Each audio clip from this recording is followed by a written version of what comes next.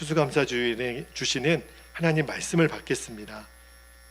함께 일어나셔서요, 우리 시편 말씀, 시편 103편 1절에서 5절까지 저와 여러분이 한 절씩 읽고요, 5절 말씀만 같이 읽도록 하겠습니다. 1절 제가 먼저 읽겠습니다. 내 영혼아 여호와를 송축하라. 내 속에 있는 것들아 다 그의 거룩한 이름을 송축하라. 내 영혼아 여호와를 송축하며 그의 모든 은택을 잊지 말지어다. 그가 내 모든 죄악을 사하시며 너의 모든 병을 고치시며 내 생명을 파멸해서 속량하시고 인자와 긍휼로 관을 씌우시며 5절 함께요. 좋은 것으로 내 소원을 만족하게 하사 내 청춘을 독수리같이 새롭게 하시는도다. 아멘. 하나님 말씀입니다. 모두 자리에 앉겠습니다. 오늘 2024년도 추수감사주일 예배를 하나님 앞에 드립니다. 여러분이 이제 딱 들어오시자마자 이렇게 눈에 띄는 우리 제단 장식이 있죠. 어제 우리 교우들이 함께 오셔서 쌀이며 과일이며 채소며 함께 장식하고 준비를 했는데 너무너무 이쁜 거예요. 우리의 마음을 하나님께 감사로 어떻게 표현을 해야 하나님의 기쁘게 받으실까? 우리가 정말 어떻게 하나님께 모든 감사를 다 표현할 수 있겠어요? 그러나 하나님이 이 장식을 보고도 하나님 마음이 참 기쁘실 거라는 생각이 들었고요. 그리고 우리 성도들의 그 순종의 마음을 하나님이 정말 기쁘게 받으셨을 거라고 믿습니다. 여러분, 오늘은 우리 하나님이 정말 기분 좋으신 날이 되실 것 같아요. 여러분, 1년 중에 여러분이 어떤 특별히 축하받고 감사를 표현하는 그런 날들이 있죠. 대표적인 날이 생일 아닙니까? 오늘도 우리가 예배 마치고 11월에 우리 생일 맞은 이들을 함께 축복하는 시간도 가지려고 하는데, 여러분, 우리가 생일이나 또는 어떤 결혼기념일이나 또는 뭐 명절 때도 그렇고요, 또 병원에서 퇴원할 때도 그렇고, 또 우리가 서로 어떤 뭔가를 이렇게 좀 축하할 만한 일이 있을 때 선물도 보내고 또 이렇게 감사 땡큐 카드를 써서 보내잖아요. 근데 여러분, 저의 경우에도 누군가 저에게 무슨 선물을 해줄 때보다 그 선물에 담겨 있는 그 문구 있잖아요.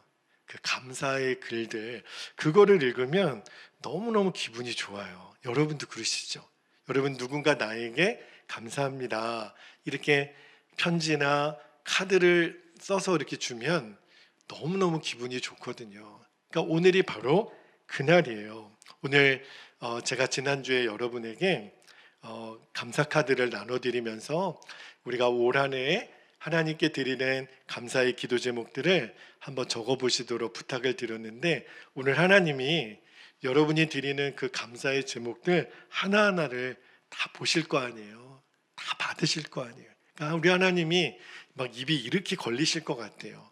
오늘 하나님이 너무너무 기뻐하시는 감사절 예배를 우리가 드리고 싶은데, 여러분에게 그 숙제를 드리고 저도 이렇게 감사 제목들을 2024년도 한 해를 돌아보면서, 감사한 거는 제가 매일 일기를 쓰니까 어떤 일이 있었는지 다 기록이 남아 있거든요. 일기를 쭉 이렇게 읽어보면서 이것도 감사했고 저것도 감사했고, 그렇게 쭉 감사 제목을 이렇게 정리하고 있는데 제 마음에 그냥 모든 것이 감사하다, 그런 마음이 드는 거예요. 정말 신기할 정도로 저에게 좋은 일도 있었고 나쁜 일도 있었고 감사한 일도 있었지만 되게 힘든 일도 있었거든요. 근데 제 마음에 갑자기 제 가슴에서 그냥 모든 것이 감사하다, 그런 마음이 드는 거예요.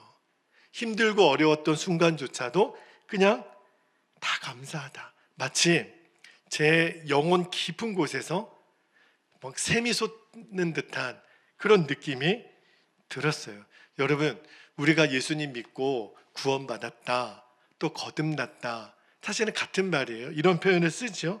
여러분, 그게 무슨 말이냐면, 내가 예수님을 정말 믿으면 사람이 바뀝니다. 사람이 놀랍게 바뀌어요. 정말 내가 예수님을 만났다면 사람은 바뀌는데, 그 대표적인 특징이 뭐냐면 그 사람이 감사의 사람이 되는 거예요. 존재가 바뀌는 거예요.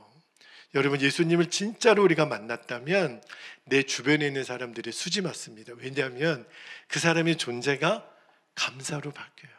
그냥 입에서 나오는 모든 말이 다 감사예요. 내 존재가 바뀌니까 그래서 모든 것이 감사합니다, 그렇게 고백이 되는 거예요. 물론 논리적으로 감사로 할 수 있죠. 예를 들어 여러분, 어떤 감사할 조건이 있으면 내가 감사하는 거, 그럼 누구나 다 할 수 있어요. 여러분, 혹시 올해 집을 하나 장만하신 분 계십니까? 감사죠.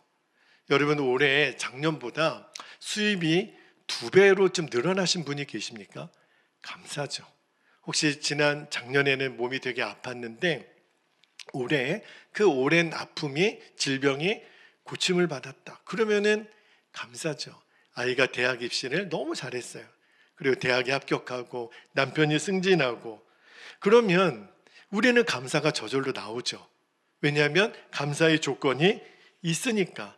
그런 감사도 있어요. 그런 감사가 있는데도 감사를 안 하면 문제가 되겠지만, 그런데 그 정도 감사는요, 예수 안 믿는 사람들도 합니다. 근데 예수님 믿고 구원받은 하나님의 자녀들은요, 감사의 차원이 달라요. 아마 여러분도 그 기도 카드에 이거 해주셔서 감사, 저렇게 해주셔서 감사 쭉 적었지만, 근데 그것 갖고는 감사를 다 담기가 어려워요. 그래서 제 마음에 정말 터져나오듯이 하나님, 모든 것이 감사입니다. 왜 그러냐면 내 존재가 바뀌었으니까. 예전에는, 예수님을 믿기 전에는 뭔가 조건이 만족되어야만 감사했던 내가 그렇지 않아도 그냥 모든 것이 감사입니다. 왜냐하면 내 존재가 감사의 존재로 바뀌었기 때문에. 여러분, 어떤 분이 죽을 병에 걸렸어요. 병원에서는 이제 오래 못 삽니다. 근데 이분에게 기적이 일어났어요. 그 암에서 완치가 된 겁니다. 그래서 병원에서 완치 판정을 받고 이제는 일상생활을 하셔도 좋습니다.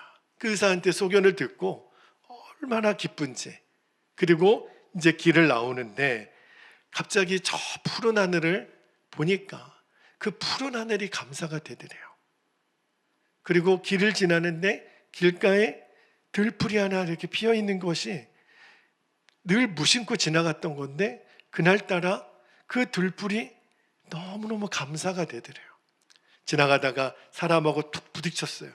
옛날 같았으면 이 사람이 앞을 안 보고 다니나 막 소리를 쳤을 텐데 그냥 그 사람하고 부딪힌 그 순간도 감사하더래요.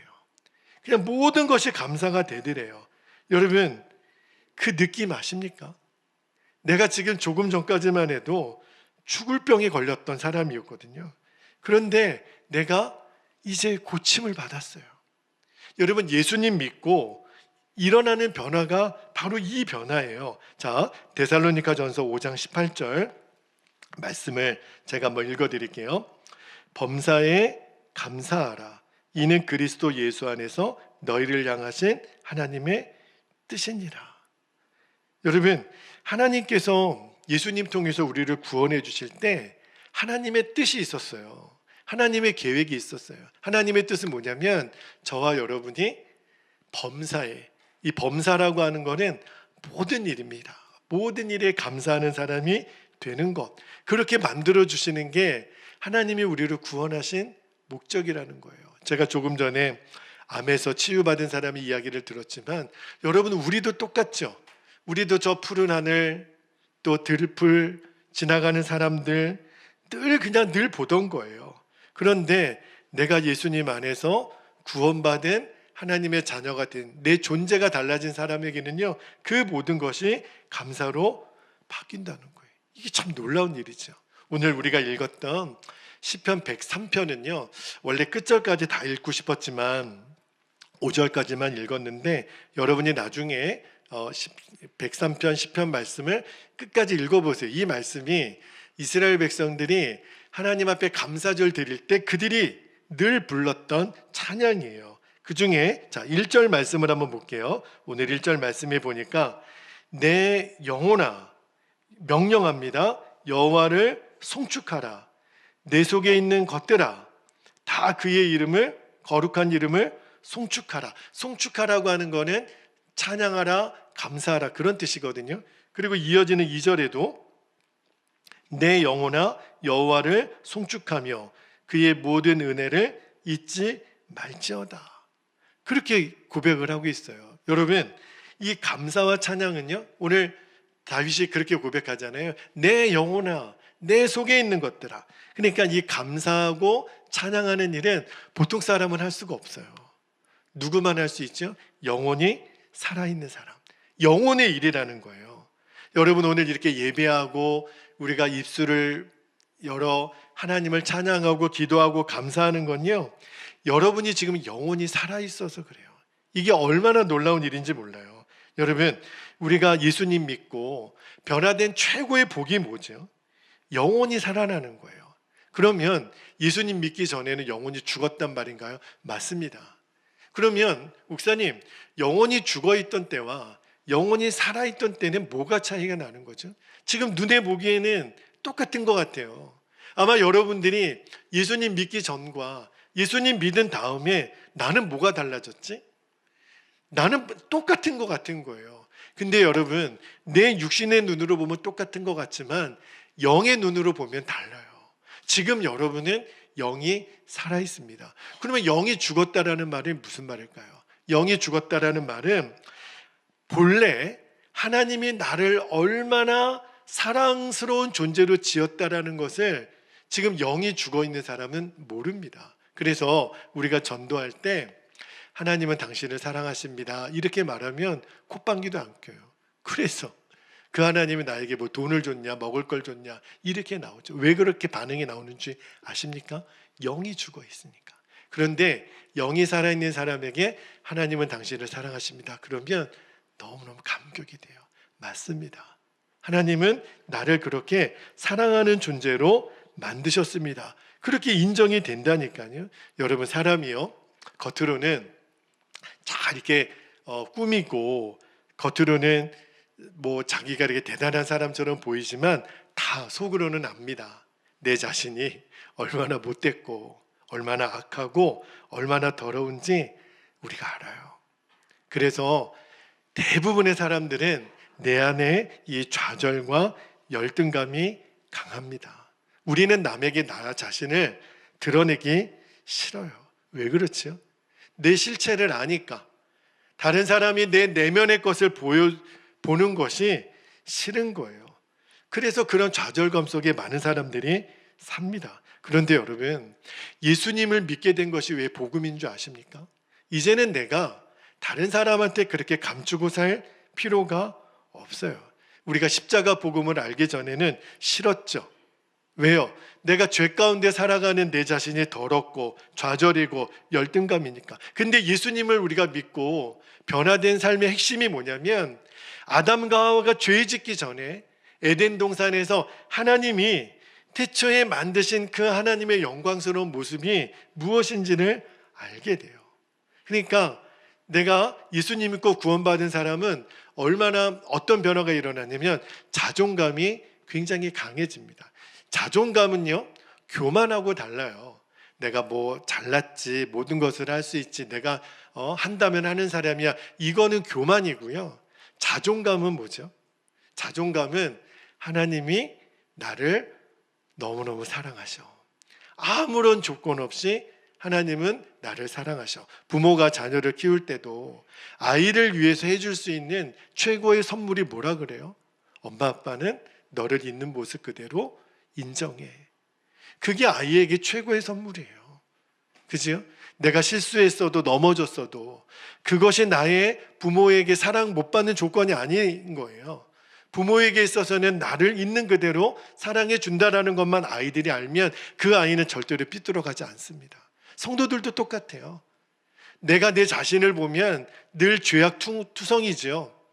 늘 열등감이고 나는 이것밖에 안 되고 나는 아내에게, 자녀들에게, 부모에게, 형제들에게 늘 자신이 없었던 나, 그리고 내 혼자 있을 때 늘 은밀한 죄에 무너졌던 나, 그것만 보면 나는 하나님께 사랑받지 못할 존재라는 생각이 늘 들어요. 그런데 우리가 예수 그리스도를 진짜로 알게 되고 믿게 되면 아니라는 거예요.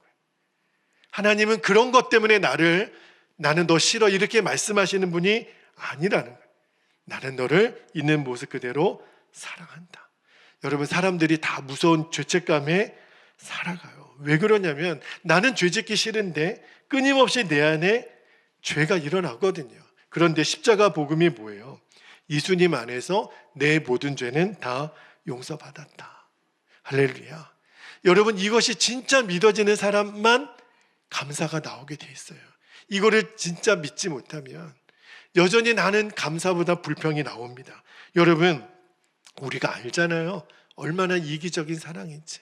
교회에서도 우리가 이렇게 봉사하고 열심히 우리가 주의 일을 한다고 하지만 그래도 우리들 안에 내면에는 어떤 마음들이 있냐면 인정받고 싶은 거예요. 내가 자랑하고 싶고 칭찬받고 싶고. 여러분, 부부 사이는 어떨까요? 부부도요, 서로를 사랑한다고 하지만 그 밑바탕에 다 가만히 들어가 보면 여전히 나를 사랑하는 동기가 너무 강한 거예요. 최근에 이 부부 클리닉 하는 그런 프로그램들이 굉장히 많이 나오더라고요. 가만히 보면 그들의 그 이야기를 하는 걸 보면 저 자신을 돌아보게 돼요. 그렇구나. 내가 얼마나 이기적인 사람인지. 아내도 나를 위해 존재하는 것 뿐이에요. 부모도 나를 위해 존재하고 자녀도 나를 위해 존재하고 모든 사람은 다 나를 위해 존재하는 대상으로 우리가 그만큼 이기적인 사랑입니다. 그러니까 사랑한다고 하면서도 미워하고 감사하면서도 불평하는 모순이 나오는 거예요. 그런데 여러분, 왜 예수님의 십자가가 우리에게 구원의 복음이 되냐면 그런 죄덩어리였던 내가 예수님을 만나서 어떤 변화가 일어나냐면 그렇게 나밖에 몰랐던 이기적인 내가 십자가에서 예수님 죽으실 때 그 죄덩어리였던 이기적인 나는 함께 죽었다는 거예요. 할렐루야. 여러분, 이게 복음이에요. 여러분이 이거에 눈이 열려야 돼요. 그 나밖에 몰랐던 마준철, 그렇게 이기적했던 나 이미 십자가에서 예수님과 함께 죽었고 이제는 예수님이 내 생명이 되신 거. 이게 십자가 복음의 핵심이거든요. 그렇게 이기적이고 좌절과 열등감에 쩔었던 나는 죽었다는 거예요. 그러니까 예수님이 이제 내 안에 오셔서 주인이 되셨으니까 그러니까 이제 더 이상 열등감, 두려움 없어지는 거죠. 실패, 좌절, 예전에는 그렇게 살았을지 모르겠지만 이제는 예수님이 내 주인 되셨으니까 그거를 깨닫고 나니까 이제 모든 것이 다 감사가 되는 거예요. 오늘 그 시편에 다윗이 내 영혼아 여호와를 송축하라, 이게 바로 그 고백이에요. 이미 내 안에 이기적이고 열등감, 좌절투성이었던 죄덩어리였던 나는 십자가에서 죽었다. 이제는 예수님이 내 인생의 주인이 되셨다. 다시 말하면 내 존재가 바뀐 거예요. 어떤 존재로요? 감사의 사람으로. 여러분, 한국교회가 대표적으로 존경하는 우리 목사님 중에 손양원 목사님이 계세요. 6.25 당시에 여순 반란 사건이 일어났을 때 그때 큰아들 동인군이 사범학교에 다니고 있었고 둘째 아들 동신군이 중학생이었던 이 두 아들이, 손양원 목사님의 두 아들이 학교에서 전도했다고 공산당에 의해서 총살을 당합니다. 그때 두 아들을 쏴 죽였던 사람이 안재선이라고 하는 사람이에요. 여러분 생각해 보세요. 목사님이지만 두 아들을 하루아침에 잃었어요. 물론 손동이 딸이 하나 있었지만 근데 얼마나 마음이 아프겠어요. 근데 그 장례식 하는 날 그 아버지 손양원 목사님이 아들들 염을 하고 그리고 장례를 치르면서 조사를 하셨는데 그분이 9가지 감사 고백 중에 이런 감사를 하셨어요. 한번 읽어보세요. 들어보세요. 내 두 아들 다 공부 열심히 해서 이제 미국 유학 가려고 준비하고 있었는데 미국보다 더 좋은 천국에 가게 된 것 감사합니다. 우리 집안의 순교자가 한 아들만 나와도 가문의 축복인데 두 아들 다 순교자로 하나님께 드릴 수 있으니 참 감사합니다. 여러분, 내 눈앞에서 내 두 아들이 총살을 당했는데 이런 감사가 나올 수 있을까요? 어떻게 이런 감사를 하죠? 손양원 목사님은 뭐 우리랑 다른 사람입니까? 그분은 어떻게 이런 감사를 하죠? 존재가 바뀐 거예요. 이미 손양원 목사님 안에는 내 육신의 힘으로 감사가 아니라 내가 이미 감사의 존재로 바뀐 거예요. 오늘 손양원 목사님이 이것 때문에 감사하고 이것 때문에 감사하고 이렇게 말씀하시는 것 같지만 아니에요. 이미 결론이 지어진 거죠. 감사의 존재로 바뀌신 거예요. 그리고 나서 만나는 사람들, 되어지는 일을 보니까 모든 것이 감사입니다. 그래서 그런 감사를 드릴 수 있었던 거예요. 한 발자국 더 나아가서 두 아들을 총살로 죽인 안재선이라고 하는 그 청년을 아들로 삼습니다. 어떻게 그게 가능하죠? 이미 그분의 존재가 바뀐 거예요. 영국의 유명한 매튜 헨리라는 목사님, 우리 목사님들 서재에 주석책에 어디 한 켠에는 꼭 있는 목사님, 그 유명한 그 해석가인데, 매튜 헨리 목사님이 한 번은 집으로 오시는 길에 강도를 만납니다. 강도한테 칼부림을 당하고 두들겨 맞고 있는 돈 다 빼앗기고 진짜 만신창이가 돼가지고 집에 거의 기어오다시피 왔으니까 가족들이 깜짝 놀란 거죠. 도대체 이게 무슨 일이냐.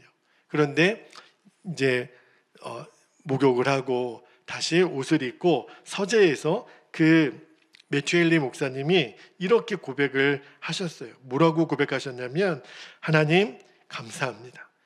제 생명만은 살려주셔서 가족들을 다시 만나게 해주셔서 감사합니다. 제가 도적을 만났지만 제가 도적이 되지 않은 것에 대하여 감사합니다. 하나님, 제가 가진 것을 오늘 다 뺏겼지만 내 안에 있는 천국에 대한 이 놀라운 축복, 이것만큼은 뺏기지 않은 것에 대하여 감사합니다. 그렇게 고백을 하셨대요. 여러분이 이런 일을 당했다면 이런 감사가 나올 수 있을까요? 매튜 헨리 목사님도 이것 때문에 감사하고 저것 때문에 감사하고, 가만히 내용을 들어보면 그게 아니에요. 목사님 자신이 그냥 감사의 존재가 된 거예요. 이거보다 더한 일이 있어도 아마 똑같은 고백을 하셨을 거예요. 한 주간 여러분에게 감사의 제목을 써보시라, 그렇게 숙제를 드렸는데 여러분이 얼마큼 하셨는지는 모르겠어요. 그리고 이제 제 자신도 여러분에게 숙제를 드리고, 제가 이제 하나님이 올해 제게 행하신 일들에 대해서 은혜들을 쭉 감사기도 제목을 이렇게 적어 보는데, 정말 저에게도 저희 가정에도 우리 교회 위에도 말할 수 없는 감사를 너무너무 많이 주셨어요. 몇 가지만 여러분 말씀드리면, 지난 겨울에, 작년 겨울이죠, 이제 우리의 교회가 우리의 교회의 힘으로는 감당할 수 없었던 이 성전 리모델링을 정말 하나님의 은혜로 많은 분들의 눈물과 기도로 성전 리모델링 공사가 완공이 됐고, 그래서 지난 4월 21일 날 봉헌 감사 예배를 너무 은혜 가운데 잘 드릴 수 있었어요. 그리고 우리 5월 어린이 주일에 우리 두원민 성도님 세례 받으신 날, 저에게 있어서는 너무너무 큰 감격의 날이었고 감사했습니다. 올해 우리 교회에 선교팀이 많이 오셨는데, 그중에 5월 달에 우리 어버이 효도잔치를 우리 오셔서 함께 섬겨주셨는데, 그때 우리 지역에 있는 어르신들을 잘 섬길 수 있었던 것 너무 감사하고, 그 열매로 우리 송강호 성도님, 이분수 성도님이 우리 교회에 이제 오셔서 너무 든든한 우리 교회의 어머니 아버님이 되신 것 정말 너무너무 감사가 됐습니다. 우리 청년들이 와서 교회 실내외에 페인트 작업도 해주고 벽화도 그려주고, 우리 다육 공동체에 오셔서 우리 주차장 아스팔트 공사도 해주시고, 근데 그중에 제일 큰 감사를 하나 뽑으라고 그러면 우리 7월 1일 날 우리 교회가 1년 동안 열심히 전도해서 전도 컨퍼런스에서 1등을 했어요. 그래서 그 상으로 스타리아 자동차를 받게 된 것, 정말 너무너무 감사한 일들이 뭐 다 적지를 못하겠어요. 너무 많아서. 그런데 그렇게 하나님이 행하신 은혜에 대해서 감사의 제목을 쭉 적어가는데 하나님이 그런 마음을 저에게 주시는 거예요. 준철아, 너는 네가 원하는 대로 된 것에 대한 감사 말고 네가 원했지만 원하는 대로 되지 않은 것들에 대해서도 감사할 수 있겠느냐, 그렇게 물으시는 거예요. 제가 정말 망치로 한 대 맞는 듯한 그런 충격을 받았어요. 하나님이 왜 이런 질문을 하실까? 그런데 제 마음에 너무너무 애통함이 밀려오는 거예요. 그리고 막 눈물이 막 나는 거예요. 왜 그러냐면 저는요, 제가 원하는 대로 되지 않았던 부분들에 대해서는 늘 염려하고 짜증내고 불평하고 그랬던 제 자신을 아니까 하나님이 왜 그 질문을 물어보시는지 알겠더라고요. 하나님이 정말 받기를 원하시는 그 감사의 제목에는 내가 원하는 대로 되었던 것이 아니라 내가 원하는 대로 되지 않은 것들에 대하여 하나님이 진짜 감사를 받으시는 거구나 하는 거를 알게 됐어요. 여러분은 어떠세요? 여러분은 그 감사기도 제목을 적으면서 여러분이 원하는 대로 되지 않은 것에 대한 감사를 드리신 분이 계신가요? 제가 존경하는 찬양 사역자 중에 최용덕이라고 하는 간사님이 계세요. 예전에 저희 어렸을 때는 낮에 밤달이라 그래서 낮에는 해처럼 밤에는 달처럼 찬미 천 이렇게 해가지고 복음성가 찬양집을 만드신 분이 계시는데 굉장히 유명한, 좀 올드하지만 유명한 찬양 사역자가 계신데, 근데 그분이 영덕 지방에서 이제 찬양 사역을 하고 계실 때 찬양팀과 함께 이제 막 찬양 인도를 하고 있는데 세상에 그 앞줄에 앉아 있는 형제 한 명이 막 이렇게 우리가 흥겨운 찬양, 빠른 템포의 찬양을 하면 박수를 치잖아요. 그런데 박수를 치지 않고 자기 뺨을 이렇게 치는 거예요. 이상하잖아요, 여러분. 찬양하고 다 이렇게 박수 치고 있는데 왜 뺨을 때리면서 찬양을 하냔 말이에요. 그래서 찬양팀 대원들이 미친 사람이 한 명 왔구나. 저 사람 때문에 신경이 쓰이는 거예요. 찬양을 하려고 그러면 너무 열정적으로 찬양하는데 자꾸 자기 뺨을 때리면서 찬양을 하는 사람이 있으니까 얼마나 신경 쓰이겠어요. 그래서 찬양 이게 집회가 마지막까지 잘 될까? 근데 희한한 건요, 좀 느린 템포의 찬양을 할 때는 손을 들고 또 울면서 너무너무 또 은혜롭게 찬양을 하는 거예요. 도대체 이 사람의 정체가 뭐야? 왜 또 그러다가 또 빠른 찬양 나오면 또 이렇게 뺨을 때리면서 찬양을 하고, 그죠? 그런데 찬양 집회가 다 끝난 다음에 찬양팀들이 경악을 합니다. 왜 이 청년이 그렇게 했는지를 나중에 보니까 팔이 하나 없어요. 그러니까 사람이 많으니까 안 보였던 거죠. 근데 그 청년의 마음에 막 다른 사람들처럼 박수 치면서 찬양하고 싶은 거예요. 근데 팔이 하나밖에 없잖아요. 하나님, 나도 박수 치면서 찬양하고 싶어요. 근데 방법이 떠오르지 않아요. 옆 사람 손뼉을 칠 수는 없잖아요. 그래서 박수 치면서 찬양하고 싶어서 자기 뺨을 때렸다는 거예요. 그렇게 찬양하는 사람이 있더라는 거예요. 그때 그 최영도 간사님이 엄청난 충격을 받았다는 거죠. 여러분, 어떻게 그럴 수 있죠? 내가 팔이 하나 없어요. 박수를 치고 싶다고 내 뺨을 나는 치면서 찬양할 수 있을까요? 도대체 이 청년 안에는 어떤 역사가 있었길래 사람이 바뀐 거예요. 조건에 상관이 없는 거예요. 그냥 모든 것이 감사인데 뺨을 치면 어떻고, 엉덩이를 치면 어떻고, 배를 치면 어떻고. 여러분, 이게 바로 예수 그리스도 안에서 우리가 모든 것을 감사할 수 있는 이유가 되는 겁니다. 환경과 조건이 상관이 없어요. 여러분, 오늘 우리가 추수감사절 예배를 드리기 위해서 오늘 이렇게 모였지만 우리는 어떤 조건 때문에 하나님 앞에 감사드리기 위해서 모인 것이 아닙니다. 우리는요, 예수님을 진짜 믿었다면, 예수님을 진짜 만났다면 존재가 바뀌는 거예요. 그냥 감사의 사람이 되는 거예요. 이것이 하나님의 뜻이에요. 여러분 주변에 여러분 가족들 제일 가까이 있는 사람에게 이제 여러분이 진짜 예수 믿는 사람인 것을 보여주는 방법이 하나 있어요. 그게 뭐죠? 감사를 고백하는 거예요. 감사를 표현하는 거예요. 꼭 그것을 선물을 사주고 뭐 밥을 사주고 이걸로가 아니라 당장 여러분이 할 수 있는 입술의 고백. 여보 감사해. 아들 감사해. 엄마 아빠 감사해요. 우리 성도들 서로에게 오늘 여러분이 예배 마치고 제일 먼저 하는 고백이 감사합니다. 아유 뭐가 감사해요. 우리가 이렇게 함께 예배할 수 있음이 감사해요. 오늘도 건강하게 제 앞에 있어 주셔서 감사해요. 늘 보고 싶었는데 오늘 이렇게 볼 수 있어서 감사해요. 여러분이 입만 열면 여러분이 감사의 고백을 한번 해보시면 여러분이 할 수 있는 최고의 선물인 거예요.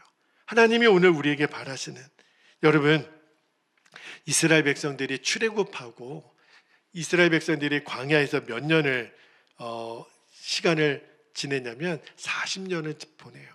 모세가 이스라엘 백성들을 출애굽하고 40년 동안, 사실은 애굽에서 가나안까지 직선 거리로 치면 일주일도 안 걸려요. 근데 왜 40년을 이스라엘 백성들은 그렇게 방황했을까? 이유가 있어요. 성경에 보면 이스라엘 백성들은요 40년 동안 매일 모세에게 불평하고 원망하는 거예요. 물 달라, 고기 달라, 먹을 거 달라. 왜 우리를 고생시키냐? 사실은 모세를 향한 불평과 원망이 아니죠. 누구에 대한 원망이에요? 하나님에 대한. 그죠? 그래서 그 불평과 원망의 시간 때문에 성경에 보면 그들이 40년을 방황하게 됩니다. 애굽에서 건짐을 받았지만 아직 하나님의 자녀로 완전히 변화가 된 게 아니에요. 그래서 그 광야 40년의 연단이 이들에게 필요했던 거죠. 여러분 제가 왜 이야기를 드리냐면 우리도 똑같아요. 여러분 우리는 예수님을 믿고 여러분의 신앙생활의 연수가 어떻든지 상관없이 예수님을 나의 구주로 믿는 이들에게는 구원이 임해요.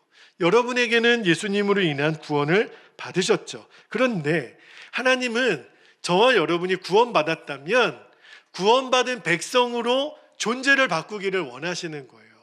그 모습이 어떻게 표현되냐면 감사의 사람이 되는 겁니다. 우리가 이 은혜의 눈이 열리면 그렇게 된다니까요.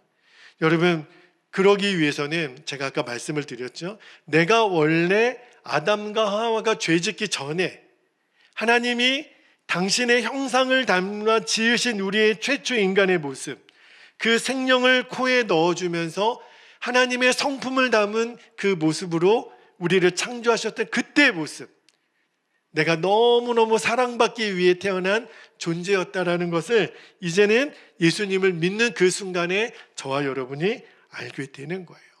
저는 저희 아이를 볼 때마다 그냥 그 존재가 너무 어떤 때는 너무 경이로울 정도로 아이가 사랑스러울 때가 있어요.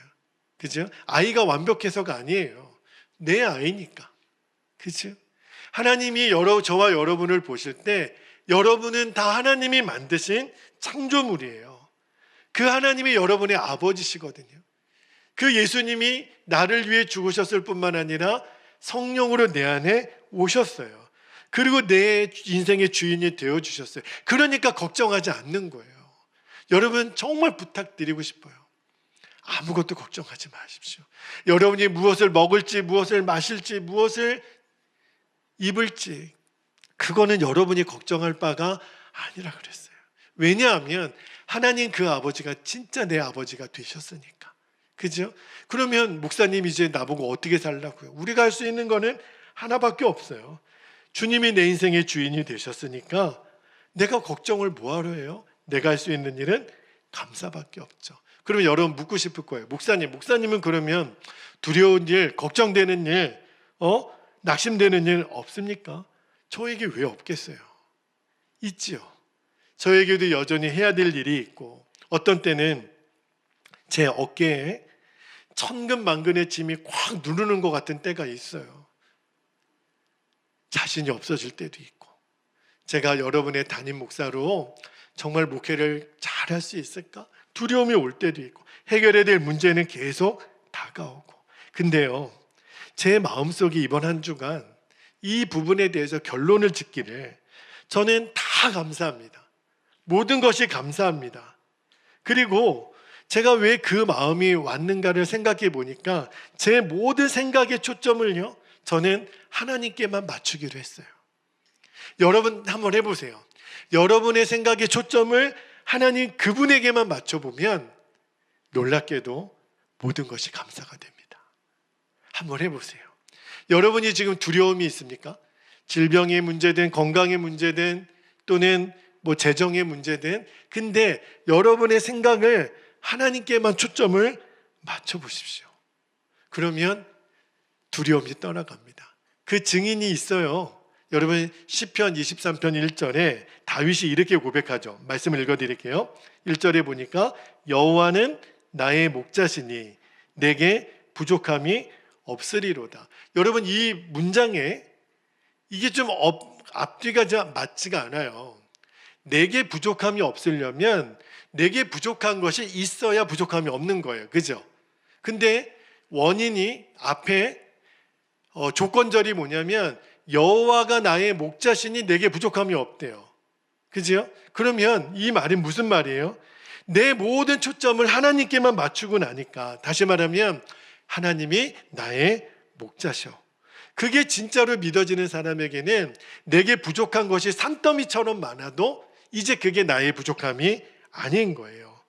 여러분 이 말씀이 믿어지게 되기를 축복합니다. 이제는 내게 부족한 것, 내게 뭐 없는 것들, 이게 이제는 아무런 문제가 되지 않아요. 내게 부족함이 없다. 이 말은 무슨 말이에요? 모든 것이 만족스럽습니다. 모든 것이 감사입니다.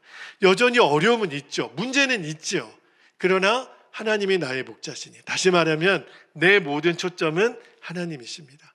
그러면 모든 상황이 감사로 고백이 된다는 거예요. 여러분 하나님께 초점을 맞추잖아요. 그러면 지나간 저와 여러분의 인생에 하나님이 행하신 것들이 떠올라요. 그때도 하나님이 하신 거구나. 지금도 하나님이 나와 함께 계시는 것이 믿어져요. 그러니까 앞으로도 하나님이 행하실 것이 바라보아지는 거죠. 이게 핵심이에요. 오늘 제가 여러분에게 설교를 준비하면서 여러분이 꼭 붙들어야 될 진리는 이제 내 생각의 모든 초점을 하나님께 맞추는 겁니다. 근심거리가 있어도, 염려거리가 있어도, 눈물 날 일이 있어도 나는 나의 초점을 하나님께만 맞춥니다. 그러면 내 안에 계신 주님께서 다 해결해 주실 거니까. 여호와는 나의 목자시니 내게 부족함이 없으리로다. 그렇게 고백하게 됩니다. 그러니까 모든 것이 감사해요. 자, 이제 우리 함께 기도하겠습니다. 오늘 말씀을 붙잡고 우리의 감사절 기도를 함께 드리겠는데요. 자, 두 가지 기도 제목을 나눌게요. 오늘 하나님 앞에 드리는 감사가 어떤 조건의 감사를 넘어섰으면 좋겠어요. 그냥 내 존재로 인한 감사를 오늘 우리가 하나님께 올려드렸으면 좋겠습니다. 두 번째 기도 제목은 이제 저와 여러분의 모든 초점을 하나님께 맞추는 겁니다.